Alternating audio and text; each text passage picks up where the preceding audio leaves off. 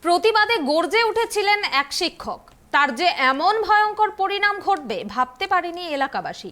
নির্মম মারে মৃত্যু হলো প্রতিবাদী শিক্ষকের। ঘটনায় ব্যাপক চাঞ্চল্য ছড়িয়েছে পশ্চিম মেদিনীপুর জেলার ডেবরায়।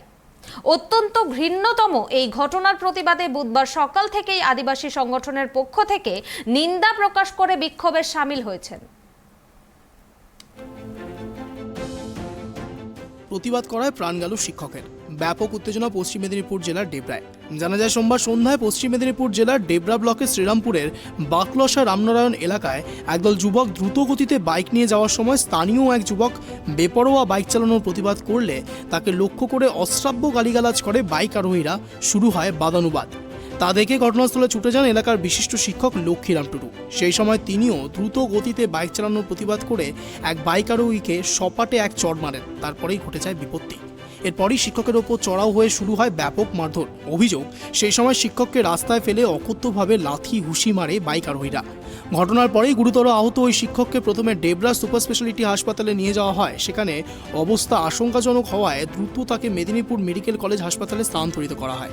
এই ঘটনায় আহত হয় অপরপক্ষের এক যুবক। সেখানেই চিকিৎসা চলাকালীন মঙ্গলবার রাতে মৃত্যু হয় লক্ষ্মীরাম টুডুর। ঘটনার পরেই শিক্ষকের পরিবারের অভিযোগের ভিত্তিতে মোট 5 জন অভিযুক্তকে গ্রেপ্তার করে ডেবরা থানার পুলিশ। মঙ্গলবারই অভিযুক্তদের মেদিনীপুর আদালতে তোলা হয়।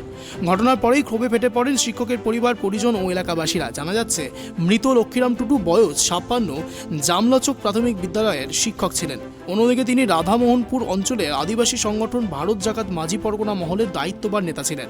বুধবার ওই শিক্ষকের দেহ এলাকায় পৌঁছানোর আগেই শ্রীরামপুর এলাকায় 16 নম্বর জাতীয় সড়ক অবরোধ করে এই ন্যাক্কারজনক ঘটনায় দোষীদের দৃষ্টান্তমূলক শাস্তির দাবিতে বিক্ষোভে নেমেছেন জাকাত মাঝি পরগনা মহলের সদস্যরা। অপরদিকে ডেবরা বিধানসভা বিজেপির তরফে প্রতিবাদী শিক্ষকের নির্মমভাবে হত্যা করার প্রতিবাদে হত্যাকারীদের কঠোর শাস্তির দাবিতে একপ্রস্ত বিক্ষোভ দেখিয়ে ডেবরা থানায় একটি ডেপুটেশন দেওয়া হয়। শিক্ষকের দেহ এলাকায় আসার পর নতুন করে যাতে উত্তেজনা তৈরি না হয় সেদিকে তৎপর রয়েছে পুলিশ।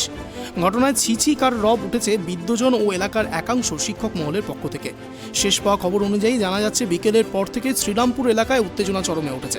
এলাকার ক্ষিপ্ত মানুষজনেরা অভিযুক্তদের বাড়ি ভাঙচুর চালাচ্ছে এবং বেশ কয়েকটি বাড়িতে আগুন লাগিয়ে দেওয়ার ঘটনাও ঘটেছে। পরিস্থিতি নিয়ন্ত্রণে আনতে এলাকায় নেমেছে বিশাল পুলিশ বাহিনী। পশ্চিম মেদিনীপুর থেকে Shubho Chakraborty report, tribe TV.